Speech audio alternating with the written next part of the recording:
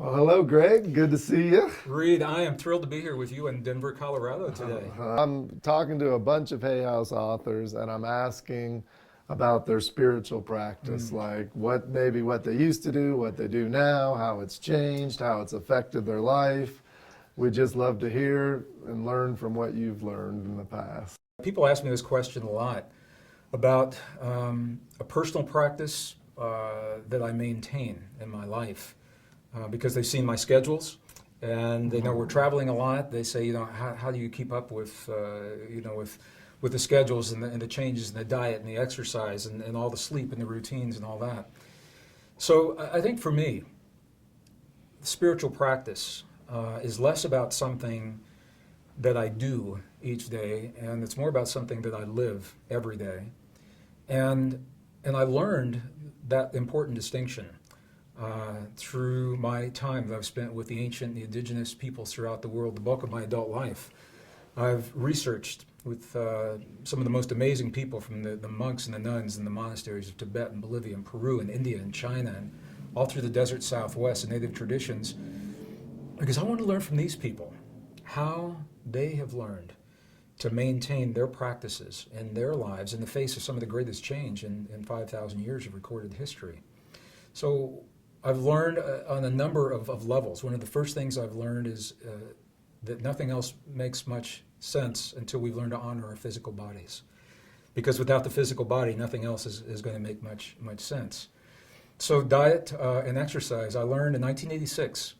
I learned my first yoga from a Sikh here in Denver, Colorado. Actually, is where I learned that practice, and it was the beginning of a discipline that became something I look forward to every day. And my promise to myself, when you have a crazy schedule, I'm just going to share with you, our listeners, when we have a crazy schedule, I think the thing that hurts us the most is by making our schedule so rigid and that we beat ourselves up over it if we don't honor that. So my promise is simply before the end of the day at some point. It might be a minute before the end of the day at 11:59 p.m. That I will do a form of physical movement to honor my body. And I've learned a number of different forms to do that. And I think it's less about the form and more about keeping the promise to ourselves. We have to honor our physical bodies. It helps with the immune system, helps with all the hormonal systems. Diet is really important. And this is something that has changed for me over the years. I was born and raised in Missouri, very conservative Midwestern boy, cattle and beef country, and I could never eat the beef. It was a problem when I was a child. We would sit down for dinner, and my body simply wouldn't tolerate meat. And so I learned at an early age, for me personally, that meat didn't work for me. And everyone's different. For some people, they need that. And I think it's an opportunity for us to learn for ourselves, to listen to our own bodies and what it is that we need and what works for us and what doesn't. But again, when we travel tremendously, we're not always going to find the things that we want. So here's the promise that I made to myself, is that each day I will feed my body the very best that I can find on that day and that place. And whatever it is in that day and that place, that's what it is for me. And the opportunity that I have to eat really well the way I choose to eat, it might be the next day, it might be a week later if I'm, in the highlands of Nepal or India or somewhere. But it's about doing the best that we can, and our bodies, I think we're good with that. The spirituality of the spiritual practice, and I think this is where a lot of people, a lot of different ideas about precisely what this means. For me, it was again about honoring and about the promises that I've made to myself. One of the things that I've learned as a scientist is that nature is in fact based upon a model of cooperation and mutual aid rather than the competition and the conflict that we have been led to believe.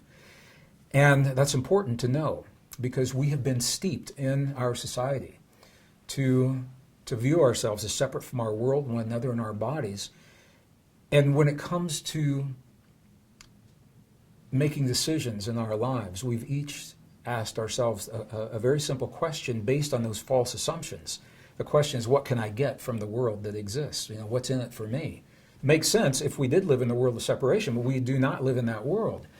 The best science of our time now tells us we live in a world of cooperation and mutual aid. And that means it makes sense to change the question from what can I get from the world that exists to what can I share, or what can I offer, what can I give, how can I contribute to the world that exists. And this, Reed, has been one of the most important spiritual practices for me, because I ask it many times each day, from the time I get up in the morning, when I'm faced with a difficult situation.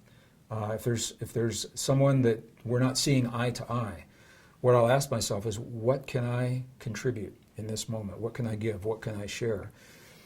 And for some people, it's deceptively simple, but it changes everything, because it honors the deepest truth of our relationship to the world, that we do live in a world of cooperation. And when we honestly answer, what can I give, share, contribute, from our hearts, that opens the door to new areas of cooperation, of working together, deeper friendships and deeper loves. I can't think of anything more spiritual than that.